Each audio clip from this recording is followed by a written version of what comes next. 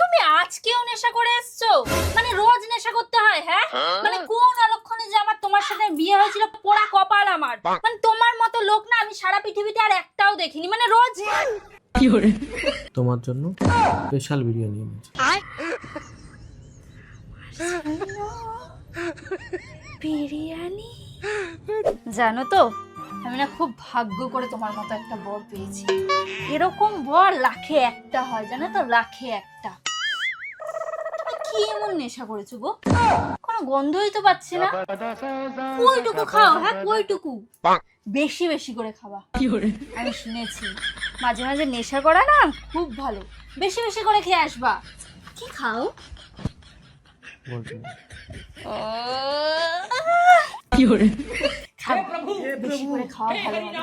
শরীর না, শরীর সতেজ হয়, শক্তিশালী হওয়া যায়।